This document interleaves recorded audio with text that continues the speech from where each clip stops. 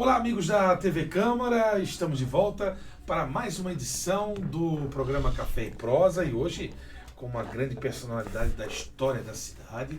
Ele que é bibliotecário, tem uma carreira prestada ao Estado, com muitas pesquisas, muitos trabalhos de levantamento histórico e recentemente lançou uma obra importante para a história da cidade, do Estado e, por que não, do Brasil.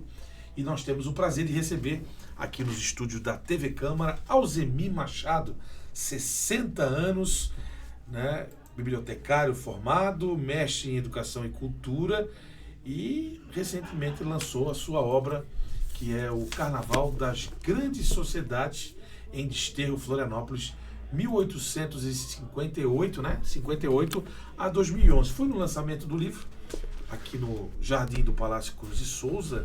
E olha, antes da gente conversar sobre a obra e sobre outras histórias, é um prazer te receber aqui, Alzemir. Ô, Vandrei, boa tarde. Não, o prazer é todo meu, né? Porque você é uma pessoa também da cidade, uma pessoa que vive a cultura popular, né? E com esse programa muito interessante, né? De abrir para as pessoas que vivem a cidade poder apresentar seus trabalhos, né? Vamos começar então com essa sua obra que foi lançada, que traz a história das grandes sociedades. As grandes sociedades carnavalescas serviram de inspiração para as escolas de samba do Rio de Janeiro, para as nossas escolas de samba, e foram a continuidade de um processo festivo trazido pelos portugueses, que se iniciou com o intrudo. Isso já consta no início do seu livro, que eu tive a oportunidade de já abrir as primeiras páginas. É mais ou menos isso que a gente encontra nesse seu livro? Sim, né? O intrudo, ele é uma manifestação que veio com o nosso colonizador, o português, né? Mas, entretanto, o intrudo tinha algumas resistências, começou a ter algumas resistências na sociedade, isso lá na Europa, inclusive, porque você tinha dois tipos de intrudo, o intrudo doméstico e o intrudo popular. O intrudo doméstico era mais reservado, né, às elites, né, e, o escravizado, ele participava como alvo, ele não podia revidar.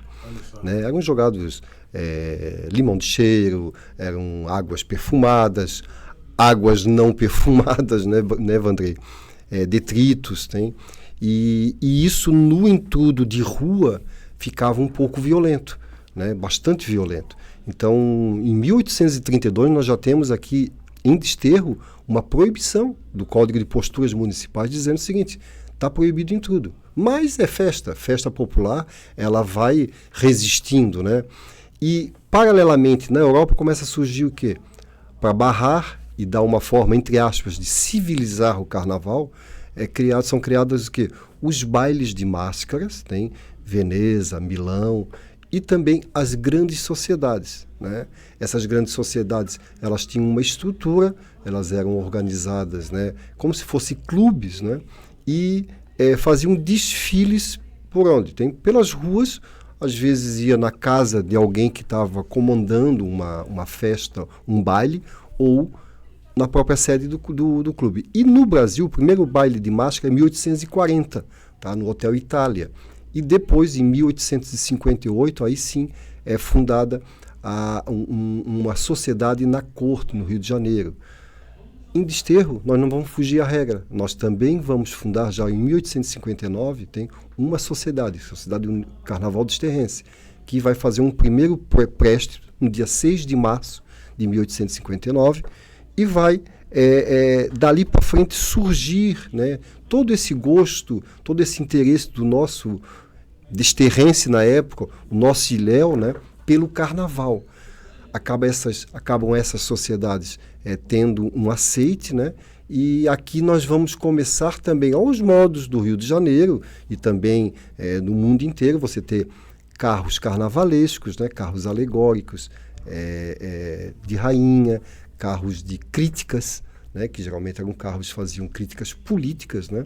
E carros de reclames, que seriam aqueles carros de propaganda, né? Obviamente que deveria ser quem financiava, algum financiador, ou empresas, ou grupo de pessoas, né? Em 1885, você vai ter um diferencial no nosso carnaval, né? a sociedade Bons Arcanjos, que rivalizava com a sociedade Diabo A4, ela vai instituir uma nova modalidade, uma tipologia de carros, que carros de mutação, chamados naquela época de técnicas de maquinismo. Na minha pesquisa, eu fui saber o que era essa técnica de maquinismo, né? Qual era o elemento, e encontrei algumas raízes na cenografia, né? Principalmente no teatro, onde vão fazer aquelas cenografias móveis, né? Então isso passa também para os nossos carros. Alguns artesãos, né, com habilidades e com vivência nessa cenografia, começa a instituir essa modalidade. Somos o único no Brasil e no mundo que apresentou esse tipo de carro de mutação, depois chamado... Isso nasceu aqui? Isso nasce aqui, com a Grande Flor Misteriosa, que é o primeiro carro que vai fazer lá uma alegoria com pétalas em movimento, que vão se transformar em outras alegorias. Então, isso é um registro que eu encontrei no jornal, né, nos acervos da Biblioteca Pública, nos jornais de época, e mostra esse carro de mutação. Depois, né, no século XX, aí sim, esses carros de mutação começam a ser... chama a atenção, inclusive, da Crônica Carioca. Eu peguei dois artigos, um deles na Gazeta de Notícias do Rio de Janeiro, que ele vai dizer que no Carnaval de 1911, um catarinense chamado Alfredo Juvenal da Silva, ele vai introduzir técnicas de maquinismo ou de mutação. Mais tarde, nas grandes sociedades do Rio de Janeiro. Do Rio de Janeiro, na sociedade Fenianos, ela ganha, aliás, desculpe, a cidade Democratas, ela ganha a Palma da Vitória, que era o título, né, máximo, né, pela modificação que esse carnavalesco, né, faz num dos carros, e isso chamou a atenção dos jurados. Tá?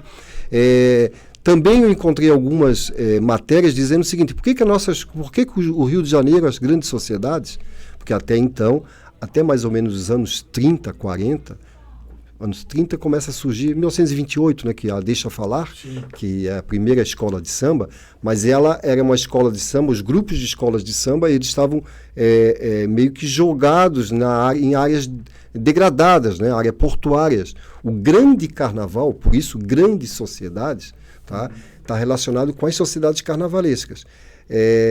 Elas desfilavam no centro da cidade e tinha 3 escolas lá no Rio de Janeiro, aliás, 3 grandes sociedades: Tenentes do Diabo, Democráticos e Fenianos. Tinha mais outras, mas as 3 principais, né?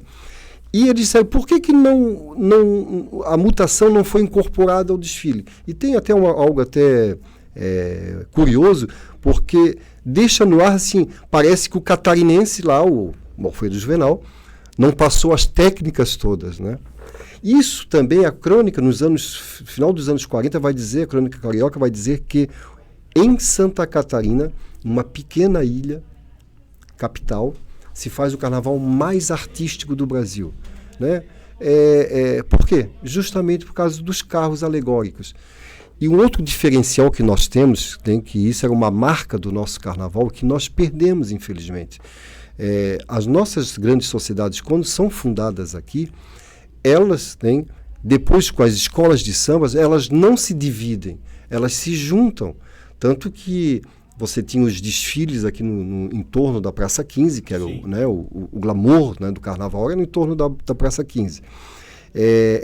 Ou uma escola de samba puxava a apresentação de uma grande sociedade, então era muito comum a Granadeiros ser puxada pela Protegidos ou pela Copa Lorde, né, a Tenentes do Diabo também. Nós tínhamos o Boi de Mamão, que também desfilava até junto. Nós tínhamos o Cacumbi, né, que era uma manifestação afro, né? E nós tínhamos também o Pau de Fita, que é uma manifestação nossa, açoriana, né? Então, todos esses elementos, juntamente com as grandes sociedades, através dos seus carros de mutação, atraíam muitos turistas. Queriam ver que carnaval era esse. Por isso, nosso carnaval era chamado de artístico. As escolas de samba nasceram em Florianópolis, basicamente no final dos anos 40, né? Muito embora os Protegidos da Princesa são tidos como a primeira agremiação, aí eu acho que tu tens uma informação um pouco diferente, mas é nesse período que se inicia, né? Como as escolas de samba, como outra modalidade, se adaptam a já existentes sociedades carnavalescas? Primeiramente, assim, né, a questão da Protegidos, né? Protegidos é a escola de samba mais antiga em atividade. Tá? Por que eu digo isso? Que nós tivemos uma escola, uma pequena escola, chamada Escola de Samba Narciso Dião. Narciso Lima era um músico aí, de renome da cidade, né? Tanto que depois ele vai participar de algumas escolas de samba, se não me engano, acho que foi Copa Lorde. E o Dião era um operário, um pintor, né? E eles desfilaram. Você pegar os registros, tem no acervo do Jornal Estado, você vai ver Escola de Samba, Dião e Narciso. Escola de Samba, Protegidos da Princesa. Tem? E também tinha uma outra que requer uma investigação maior, Primeira Escola de Samba da Praia de Fora. Esse também era uma escola de samba que circulou. Mas o certo é que a Protegidos ela passou a participar a partir de 49, praticamente todos os desfiles. Alguns anos não saía, mas a Narciso Dião foi no máximo em 2 certames só. Tá? 2 certames no máximo. Tá? Então, alguns dizem que o nosso poeta maior, Zininho, era o porte-estandarte. Tem também a escola de samba Alvim Barbosa. Alvim Barbosa. Que era também criada no Morro do Céu, com Augusto Barbosa. Isso que mesmo. Era compadre de Zininho. Né? E dizem que as cores eram preto e branca. Então, Alvim Barbosa é uma outra escola também que saiu também nesses anos de 49, como também tinha uma outra chamada Unidos de Chapecó. Alguns diziam que era bloco, né? Às vezes a crônica ela confunde um pouco, às vezes ela fala, lá vem o bloco com Protegidos da Princesa, mas bloco no sentido de aglutinação, né? Mas eram escolas de samba, né? Se você considerar a nomenclatura agremiação, ela envolve bloco ou escola de samba. Correto, né? Eu acho que condiz Isso. com o que se vê.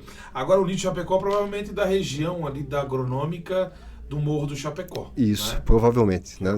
Tinha até um time de futebol chamado Chapecoense. Isso, ali do Morro do 25, né? Naquela região. Um tradicional. Correto. Da nossa história, né? Até o ex-vereador Márcio Souza esteve aqui contando bastante sobre isso. Narciso Dião, Alvim Barbosa e a Filhos do Continente, né? Sim, de 57, né? A Filhos do Continente seria a escola de samba mais antiga da parte continental? Sim, a parte continental, sim. E inclusive minha escola de samba. É mesmo? Eu acho que eu sou, tirando a Lilo Roleta, sim, né? Eu acho que eu sou o torcedor número 1, né, vamos dizer assim. Eu frequentava, na minha infância, eu morava no Estreito, né? E frequentava os ensaios. Também tivemos a Império do Samba, né? Dona Gininha, né? Acadêmicos do Samba, Lufa-Lufa, né? Então, requer, né? Algumas investigações. Azul, isso. Tinha a ponta desse luz no pavilhão. Correto. Acho que o último desfile foi em 95, do Filhos do Continente. Por aí. Salvo engano, né? Por aí. Já é o Ayrton Senna. Por aí. Foi isso, se eu não me engano. Mas que legal. Mas voltando àquela pergunta inicial, né? As nossas grandes sociedades, ao contrário do Rio de Janeiro, né? As escolas de samba do Rio matam.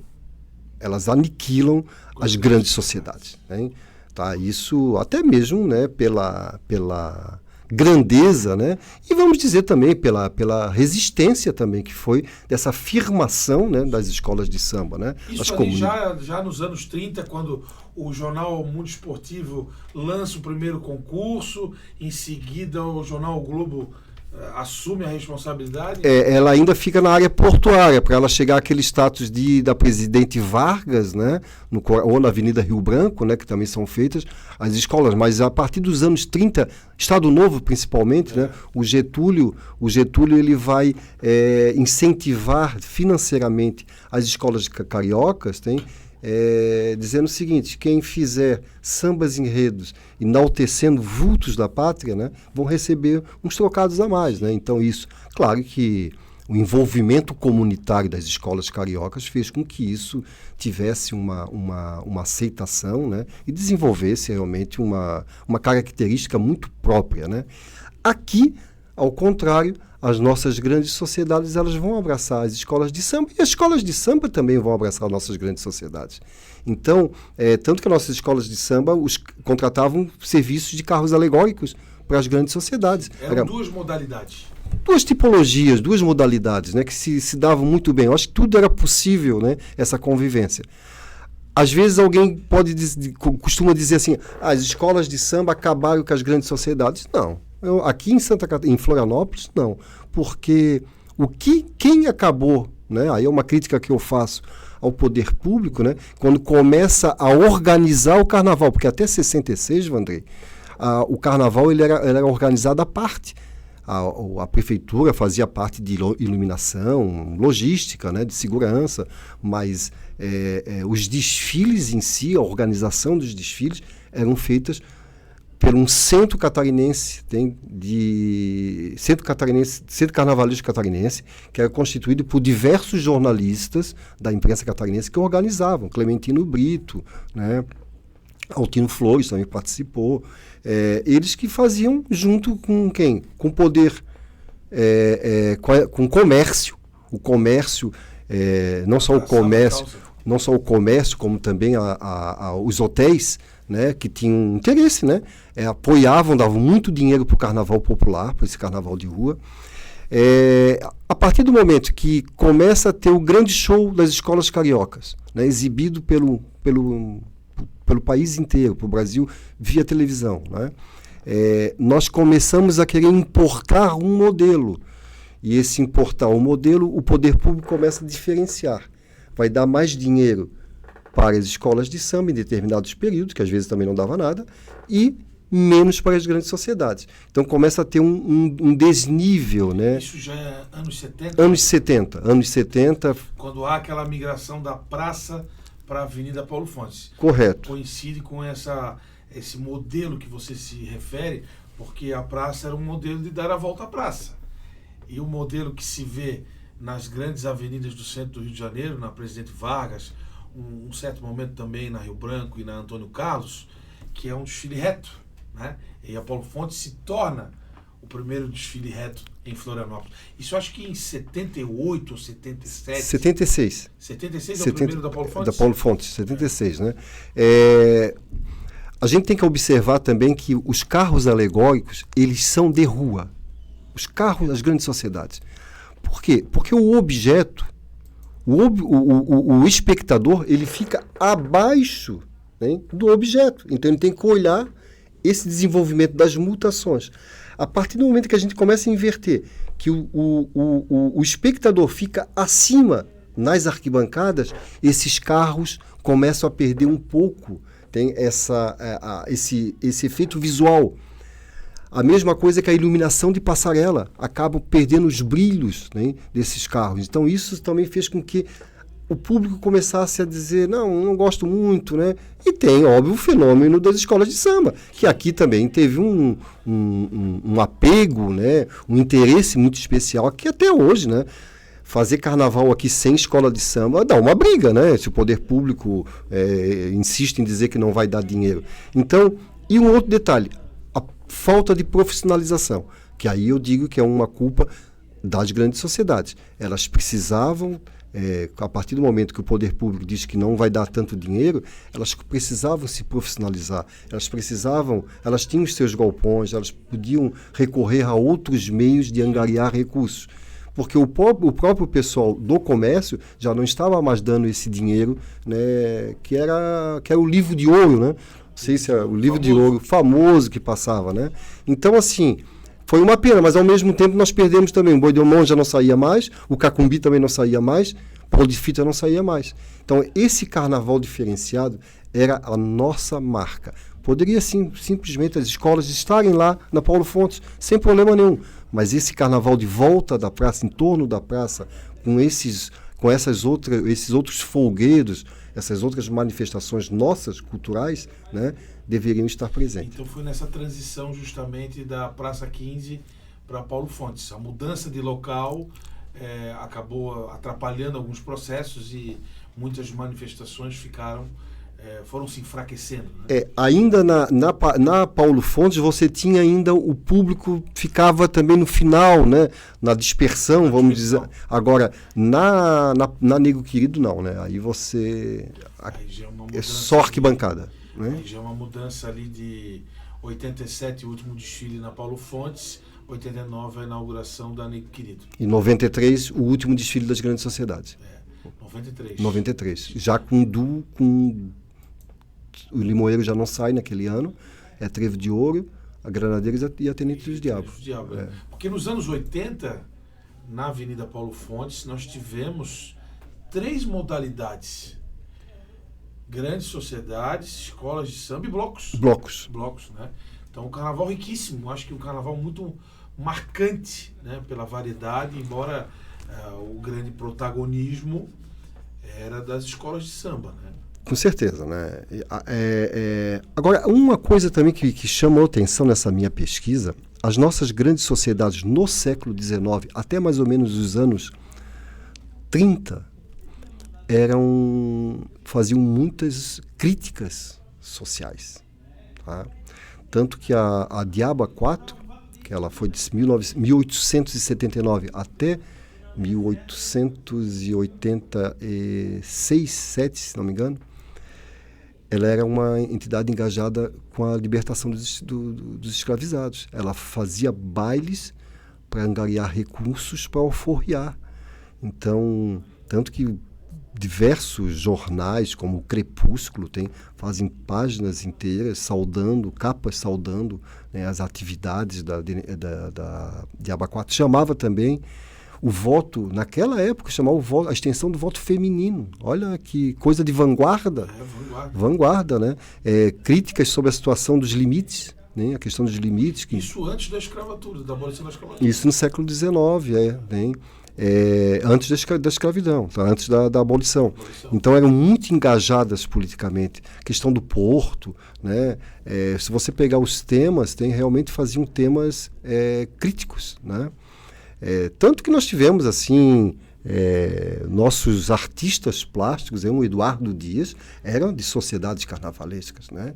Pelo seu talento, o Assis, né? O Aldo Becker participou, o Franklin Cascais foi da Granadeiros da Ilha, né? Então assim... Franklin Joaquim Cascais? Isso, eu não sabia que era Franklin Joaquim Cascais? Joaquim. Vi isso na tua obra. Ele foi envolvido também com a Granadeiros da Ilha, né? Tanto que no retorno das sociedades de 2007 a 2011, elas retornaram, né? Foi muito bonito até essa postura da prefeitura da época, sim, né? Do prefeito. Nem querido, eu me lembro disso. E em 2011 fizeram um retorno na Praça 15, né? Que foi até um pedido realmente das grandes sociedades de voltar, né? O Jeep lá desfilando. Isso, puxando, né?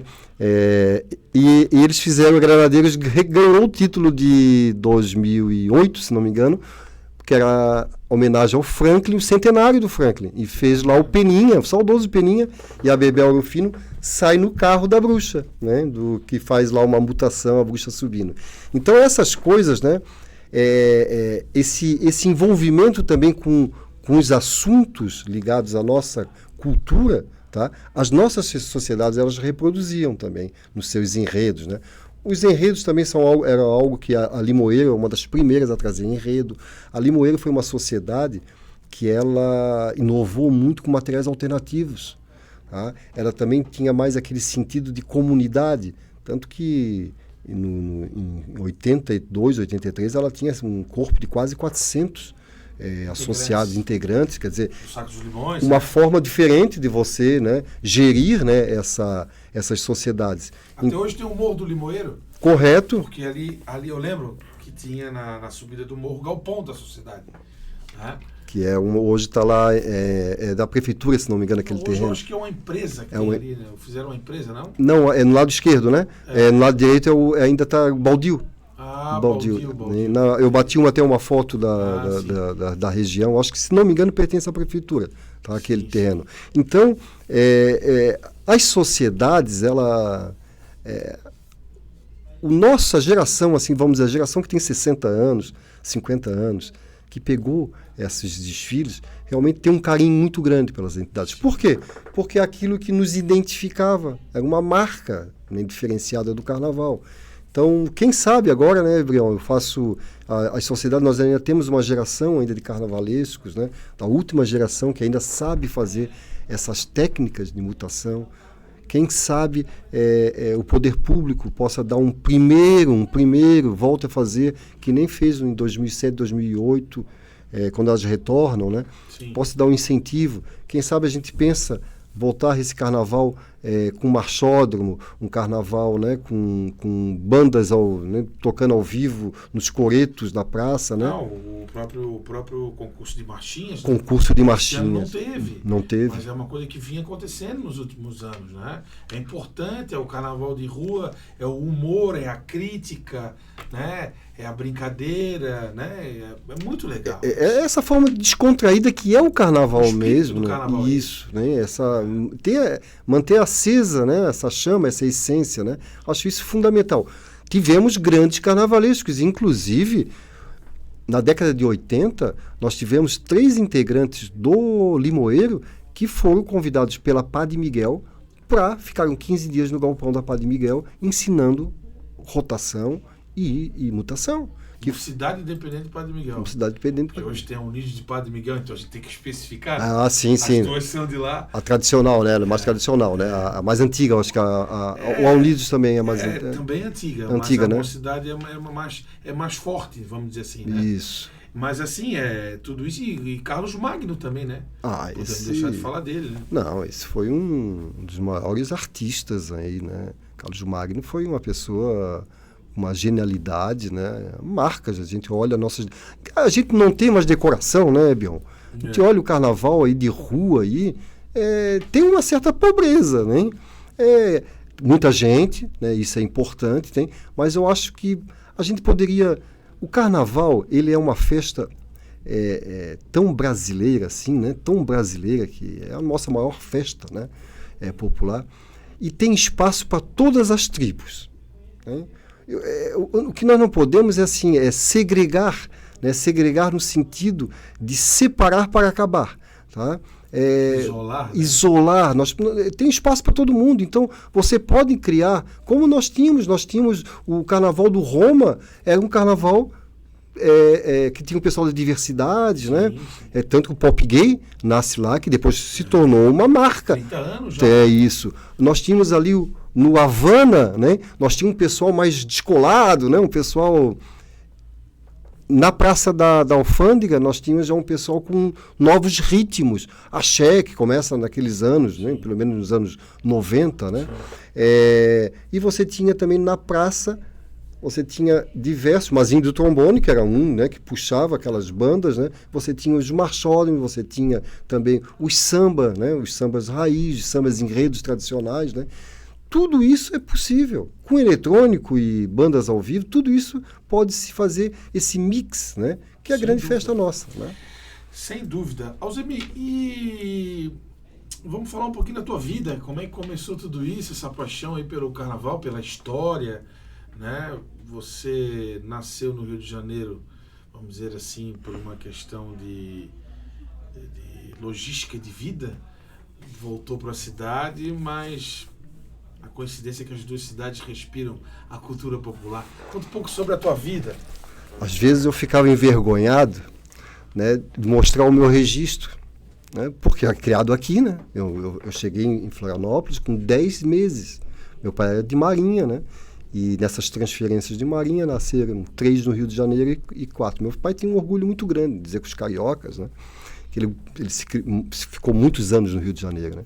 Então ele pegou aquela fase do Rio dos anos 50, que era realmente lindíssimo, né? Ainda era capital federal. Isso. E eu me criei, a gente veio morar no Estreito, né? E ali eu começava com meus irmãos, né?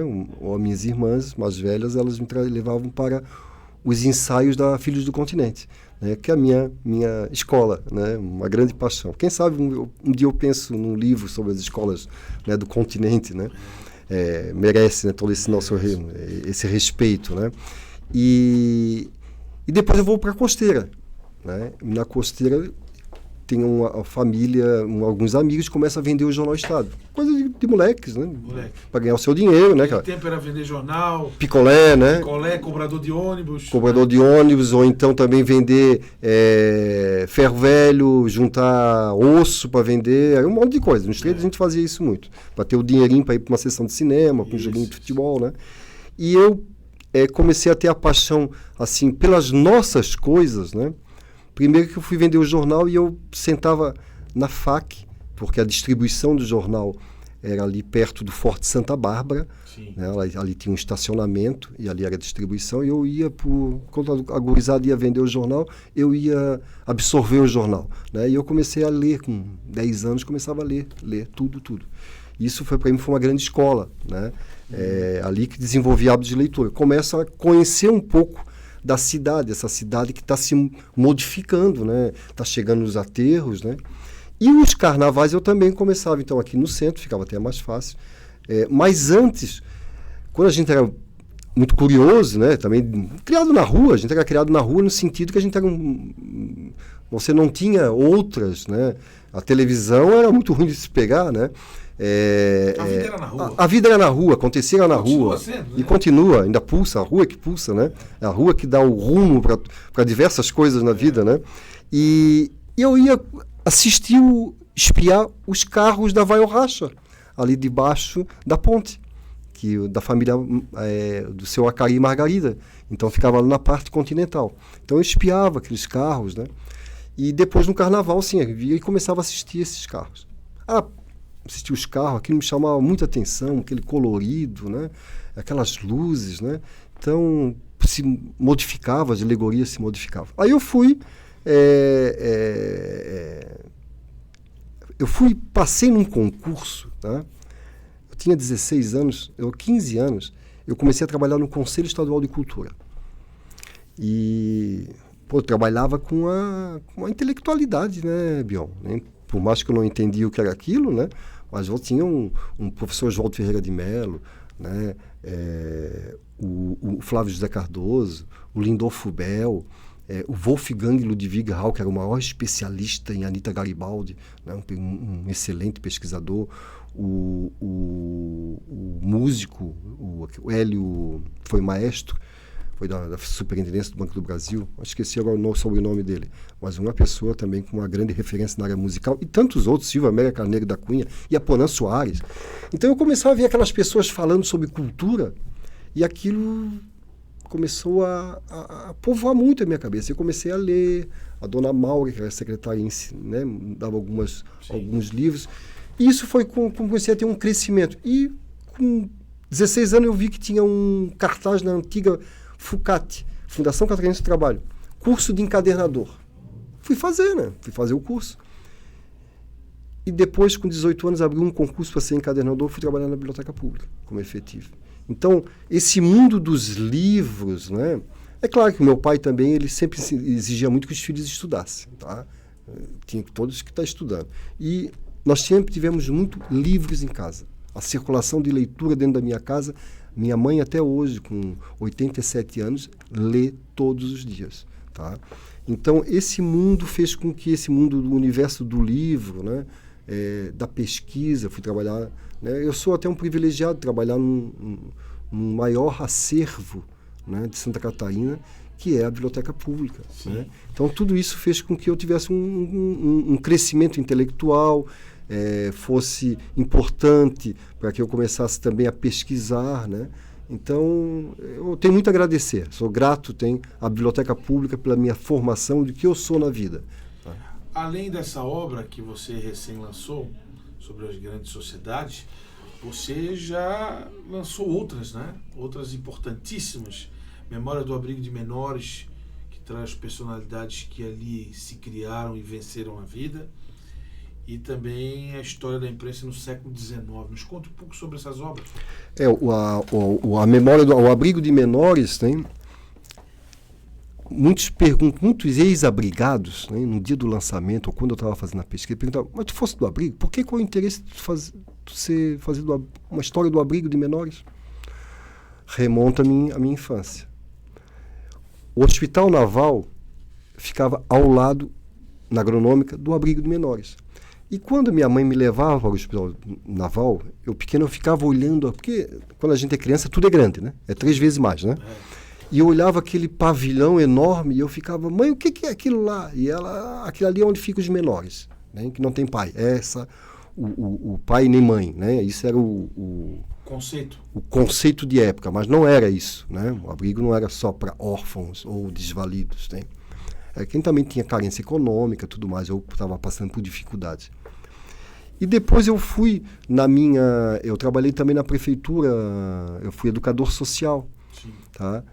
Trabalhei em projetos sociais e fui trabalhar lá na Cidade da Criança, um projeto social. Aí eu olhei o que restou do abrigo de menores, né? Tem 2 edificações lá. Uma das partes que ficava a marcenaria, a marcenaria, tipografia, tá? E o pavilhão principal, que hoje é um museu da imprensa, que ficava a sede, né? Do que foi o juizado da infância, né? Sim.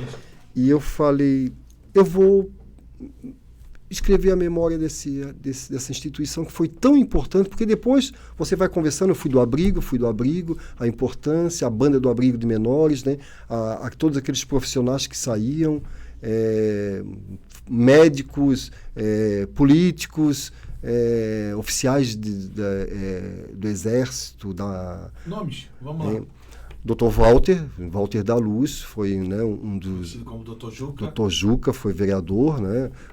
Foi vereador, um dos mais votados, acho que na época que ele foi vereador, né? Médico cardiologista, ele foi abrigado, né? Ele foi do abrigo de menores, e ele tem uma paixão, um carinho muito grande pela instituição. O Dr. Walter, inclusive, eu descobri que quando ele estava no abrigo de menores, ele já tinha um bom desempenho escolar, porque os maristas, né, inicialmente eram os padres maristas que administravam, né? Ficaram de 1940 até 1973 sob o comando da instituição. O Dr. Walter foi professor de funcionários da Casa do Governador que eram analfabetos, e ele alfabetizou. Então, ele disse que isso para ele tinha um carinho muito grande, que era como se fosse um retorno dele para a sociedade, né? Tivemos jogadores, o Galego foi lá do Perdigão, 3 ou 4 jogadores lá que eram oriundos dos clubes de futebol do abrigo, que eles tinham lá 4, 5 campos, né, de futebol. Foram jogar no Perdigão, que foi campeão. Futsal? Não, o Perdigão. O Perdigão, futebol de campo, de Videira. Né, que foi o único título, né? Exato. Que era vinculado à Sadia, né? Não, aliás, a Perdigão. Perdigão né? mesmo, né? Isso. Porque a memória mais recente da Perdigão é o do futsal dos anos 80. Correto. Mas lá nos anos 60... o Perdigão foi campeão estadual. Isso. E era um clube de Videira. Isso. O Adalberto Kluser tem até um trabalho sobre o time que viaja, o campeão que viajava de Kombi, né? Isso. E o Calbi, o Torrado, o Galego, e tem mais um, eram oriundos do abrigo de menores. Então nós tivemos diversas personalidades que passaram, pessoas, né, integrantes de bandas, né, que hoje muitas bandas, a Moa Arte, teve diversas pessoas que passaram pelo abrigo de menores, a Comercial, uma instituição que marcou a cidade, tá? Obviamente que as coisas mudam na dinâmica da vida, né? E o abrigo é um outro, os padres vão sair, é um outro modelo que começa a ser incorporado nacionalmente, né? Que começa o Estado a assumir, né? Esses programas, né? Então, é óbvio que ficam essas referências, né? As boas referências, né? E com certeza, assim, o abrigo era uma instituição da cidade e do Estado. É verdade. A minha infância passou pelo abrigo de menores. De que forma? No campo, né? Até hoje, para quem nasceu ali nos anos 70 e início dos anos 80, chama de Campo do Abrigo, porque a gente passou a infância, as comunidades do Maciço, todas iam para ali jogar sábado e domingo, né? Então marcou a minha infância também. E a gente sabe que antes disso veio essa instituição que revelou muitas pessoas para prestar serviços importantes à sociedade. Carvalhinho, esse músico nosso, um querido músico, hein? Oriundo do Abrigo de Menores também. Uma série de pessoas aí. Tá? E a outra obra sobre a história da imprensa no século XIX? Então, essa obra aí, eu fiz ela digital, ela está disponível, inclusive, gratuitamente, do Abrigo. Felizmente ou infelizmente, né, vamos dizer assim, né, ela foi esgotada, né, já se pensou em reeditar, né, quem sabe sai um projeto aí. Mas essa é digital, você pode entrar lá no site da Biblioteca Pública, tem que baixar ela gratuitamente. Vamos dizer, uma cartografia, tá, dos jornais existentes em Santa Catarina, de 1834, porque 1834, que é o primeiro jornal, o catarinense, que é lançado pelo Jerônimo Coelho, né? E ali eu faço o que? Reproduzo as capas, eu e uma colega, Iraci, uma bibliotecária também, e a gente reproduzia o que? As capas e colocava uma descrição desse jornal. O ano que a cidade, né, que ele foi editado, quem eram os proprietários, né, período tempo que... de duração. O tempo, qual era a cobertura temática, se ele era um jornal geral, sim, ou ele era literário, ele era um jornal esportivo, ele era um jornal de alguma agremiação, né, ou de alguma religião, então, ou era uma miscelânea, né? Então, mais assim, essa cartografia, porque porque nós identificamos no acervo da biblioteca, que teve mais ou menos uns 20 que nós não temos no acervo da biblioteca, mas que circulou e que hoje são raridades. Você não tem as capas, você não tem um fascículo, você não tem nada, apenas o nome, porque você sabia que era registrado em outro periódico. Começou a circular em Imbituba, o jornal tal. Então, mas infelizmente, a nossa memória, né, Vandrei, a gente não tem muito respeito com a nossa memória, né? Então, precisa a memória, né?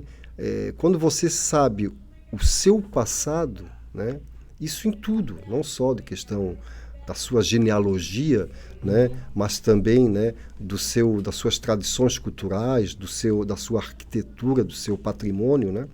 Quando você sabe o seu passado, você aprende, né, ou você convive com esse presente e pode se projetar futuros. Então, a educação patrimonial, que a gente chama, ela deveria ser uma educação matéria dentro. Porque para preservar nossas tradições, as pessoas não sabem que aquela casa ali centenária ou bicentenária, aquela casa viveu pessoas, aquela casa tem momentos, né, dentro do contexto de época, naquela comunidade ou naquele estado, que tem relevância para aquela cidade. E nós perdemos isso, nós estamos perdendo, infelizmente. Então, a memória é fundamental. Então, quando eu e a colega começamos a fazer, a colega Iraci, fizemos esse livro, é porque nós estávamos digitalizando, fazendo a hemeroteca digital catarinense. Então, por que a gente não pode fazer, então, essa memória nossa da imprensa catarinense, né? Então, é uma pequena contribuição, tá? Para aqueles, né, para os apaixonados mesmo, os investigadores, né, os pesquisadores, aí sim pode pegar determinadas obras e poder até mesmo aprofundar. Até que ano o jornal foi de uma página só, hein? Porque tem determinada época que é só uma página. Uma página, o padrão, vamos dizer assim, né? Aqueles que conseguiu fazer 4, né? 4 páginas, já era um grande avanço, porque é um custo isso, né? Tudo, principalmente no século XIX, tudo importado, papel, tinta, material gráfico, né? As tipografias, né? Ou a linotipia, né? Então, tudo isso aí tem um custo. Por isso que muitos jornais, Bion, eram financiados por quem? Por políticos, né? E aí tinha uma bandeira a defender. Correto, né? Então, não vamos muito longe. Nós tínhamos aí o jornal O Dia e o próprio jornal O Estado, que eram de correntes políticas do mesmo partido. Um era ercilista e o outro era do Felipe Schmidt. Eram adversários políticos do mesmo partido. E os dois tinham, cada um tinha a sua ala, né? Tinha os seus jornais. Isso, né? dentro da mesma sigla partidária. Mesma sigla partidária, claro. Mas tinha o dinheiro, o poder econômico também, né? Isso também... Ô, Alzemi, se a gente fizer aqui uma retrospectiva desde o primeiro jornal lá de Jerônimo Coelho até os dias atuais, você consegue citar a maioria dos nomes? A maioria dos nomes é impossível, né? Jornal Estado... Jornal Estado, a Gazeta, né? Diário da Tarde, um jornal também, que era ligado também à família Ramos, se não me engano. Tá? Crepúsculo, Jornal do Comércio século XIX, ele foi o primeiro jornal diário de Santa Catarina, 1870 alguma coisa. Tá? O jornal impresso só não circulava na segunda-feira. Tá? Aliás, no domingo, que não circulava, cada descanso semanal, né? Tinha jornais femininos, tinha o Atalaia, Pena, Agulha e Colher, era o nome de um jornal feminino, né? Claro, dentro daquele contexto, né? Da mulher, né? Doméstica, né? Você vai ter também jornais O Trabalho, que eram jornais voltados também já às classes trabalhadoras, né? Você vai ter jornais também de representações religiosas, né? Os espíritas tem o seu jornal. Tem um jornal até hoje que me chama muito a atenção, e quando tem pesquisadores lá, eu sempre digo, por que não pesquisa esse jornal aí? É O Clarão. O Clarão é um jornal que teve um bom tempo, né, circulando, cerca de 11, 12 anos. Ele é do período de 1910 até 1920, 21, tá? Ele circula, e ele era apócrifo. Ele não tinha editor responsável, você não tem informação de nome de ninguém. Ele era anticlerical. Então ele já dizia ali mesmo, um jornal anticlerical. Não se sabe quem financiava esse tipo de jornal. Isso era distribuído. Ele era um jornal distribuído e com circulação.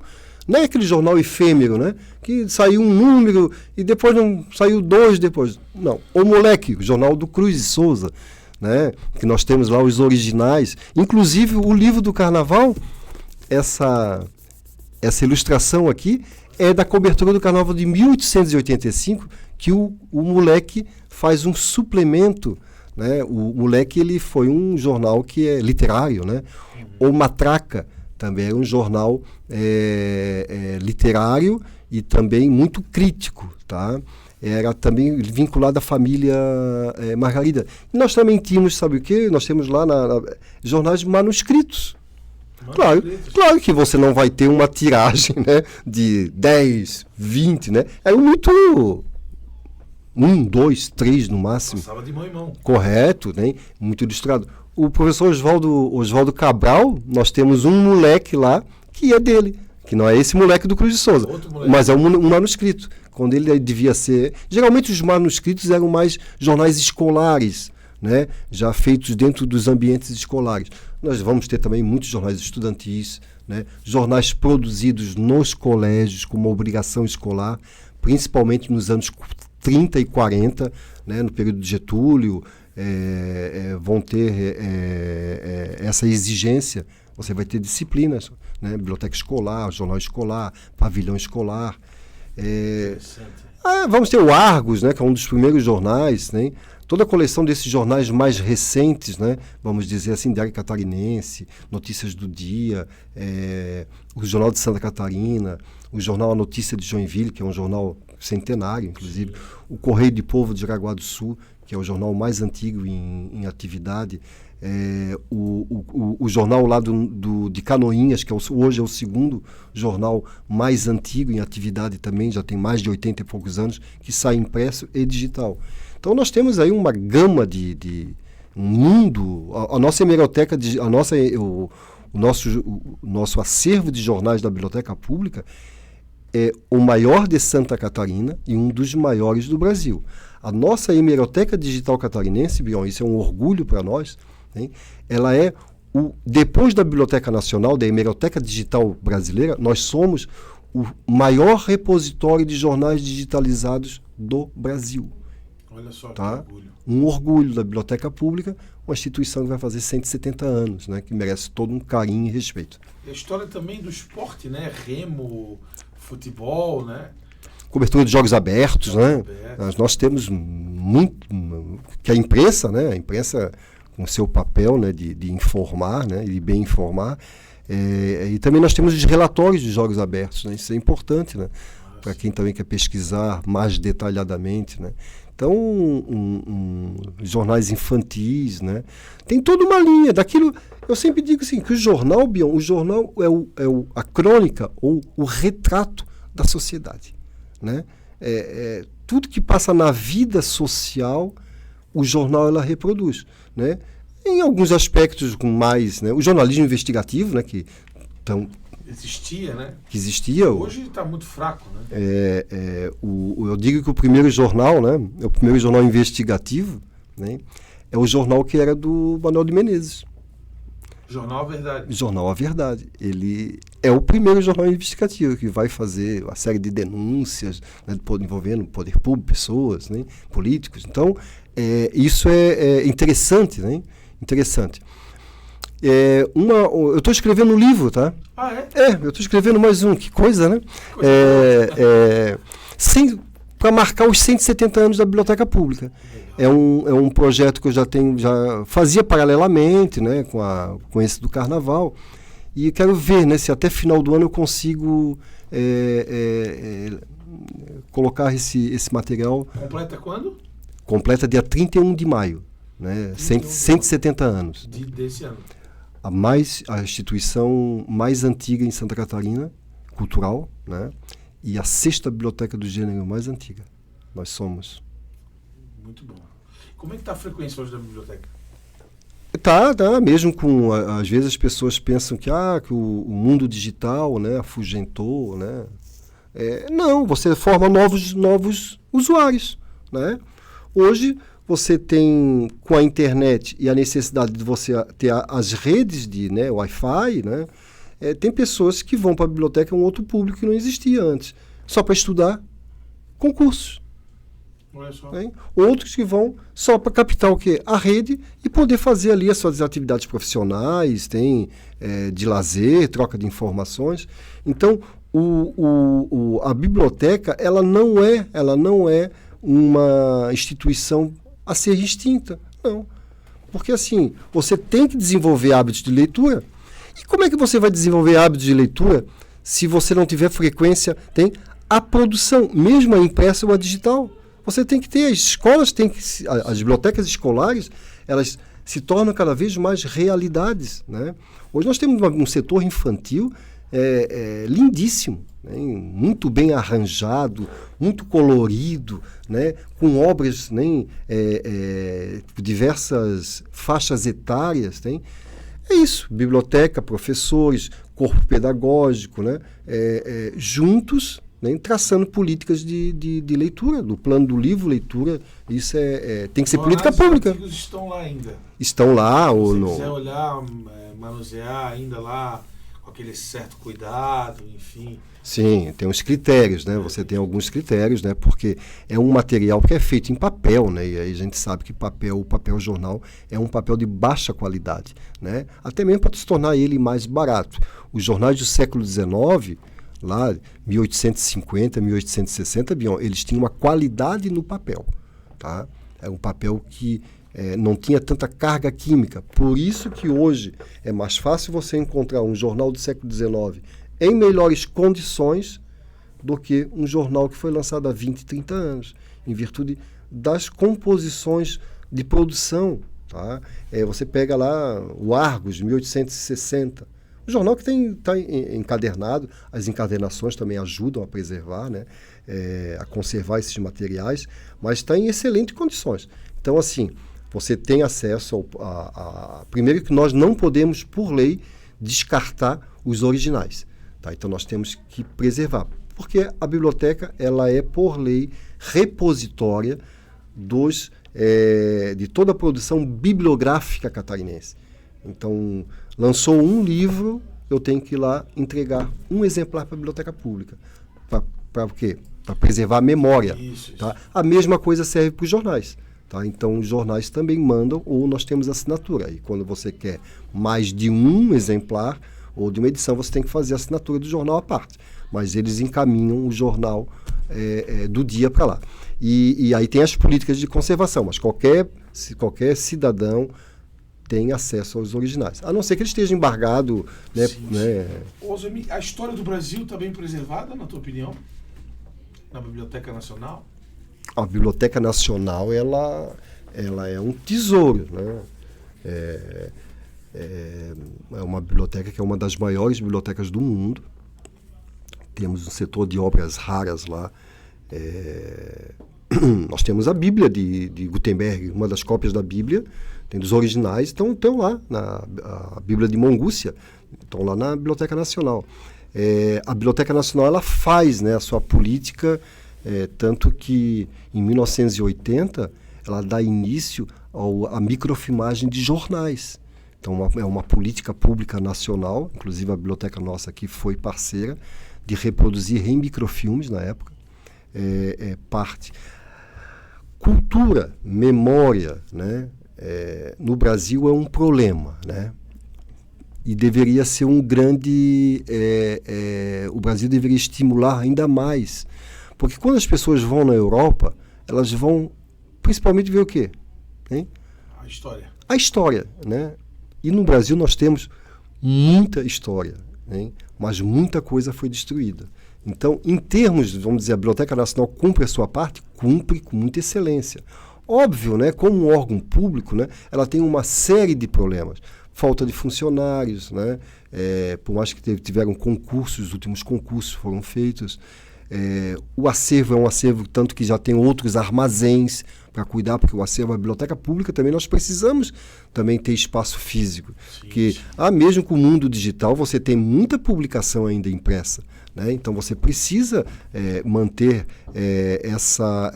esse acervo, porque quando as pessoas chegam lá, uma coisa que me chama a atenção, que sempre me chamou a atenção, a gente tem visita de muitos escolares, né? E as crianças, elas são ávidas mesmo, para saber as curiosidades, né? Essa memória. Quando eu pego ou outros colegas lá pegam anúncios de venda de escravos, de escravizados, as pessoas levam um impacto. Acontecia isso no Brasil, quer dizer, a escravidão, né? Isso tem a relação com a memória, uma triste memória. É uma triste memória, né? Mas a cultura brasileira, né, deve e muito, né, às manifestações afro, né? Então, não só, mas a gente sabe que as indígenas, as afro foram muito silenciadas, né? Eu vou dar um exemplo. Nós tivemos um dos grandes intelectuais negro aqui em Santa Catarina, Ildefonso Juvenal da Silva. Foi o primeiro negro oficial da PM, bioquímico farmacêutico. Escreveu na imprensa para mais de 600 artigos de uma intelectualidade. Agora, recente, com o escritor Fábio Garcia, né, da editora Cruz de Souza, que está começando a projetar essas pessoas, né? A dar voz, né? Então, aqui até mesmo nesse livro aqui, eu falo no nosso livro do Carnaval, os negros, o Roberto Rila, ele, com a Filhos de Minerva, uma sociedade carnaval, ele foi um dos primeiros negros a compor as sociedades carnavalescas de corpo diretivo. Até então eram todas muito elitizadas, né? Mas nos galpões, nas confecções, né, com certeza você tinha elemento negro também. Então, toda essa fusão, né, de pessoas, a gente precisa falar sobre a vida das pessoas, mostrar a importância que tem nas comunidades as pessoas. É que nem a gente bater uma foto, né, geralmente as fotografias de obras públicas, das grandes obras, aparecem quem? Né? Claro, o executor da obra, né? Mas aqueles operários, né, os responsáveis, né? Pela parte mais bruta, que se torna um símbolo, né, e da importância social, né, eles também precisam ser ouvidos, precisam também ser projetados. É verdade. Né? Hoje é até mais fácil mostrar, ouvir as pessoas, mas fazer esse resgate daqueles que foram importantes no passado é de suma importância para a história e para que sirva de lição e de espírito para as coisas que virão pela frente. Alzemir, papo excelente, a gente ficaria aqui 10 horas falando sobre a história, não faltarão outras oportunidades, mas te agradecer muito pela presença aqui na TV Câmara e esse papo maravilhoso sobre história, sobre a cidade e sobre as suas obras. Muito obrigado. Obrigado, Vandrei. Desejo mais sucesso para esse programa, um programa que abre aí para a comunidade, né? E dentro de um órgão público, né? Que importância tem, né? E a grande importância, né? Acho que a Câmara, né? Pela sua ser uma instituição pública, né? Comunitária, né? Então, pegar os veículos de comunicação e fazer esses programas ficarem cada vez mais com audiência, né? E também a qualidade né, dos seus entrevistados, né? Foi uma conversa muito boa, nós ficaríamos horas, sim, com certeza, para falar sobre essa nossa linda cidade. Maravilha. Alzemir Machado, pesquisador, bibliotecário e, por que não, historiador, trazendo aqui para a gente várias histórias sobre a imprensa, sobre a cidade, sobre o carnaval. E esse é o nosso propósito, dar voz às pessoas que têm relevantes serviços prestados à sociedade florianopolitana e também catarinense. A supervisão técnica com Lucas Gonçalves e Ismael Souza e a direção geral da TV Câmara da jornalista Carla Silveira. Um abraço e até a próxima.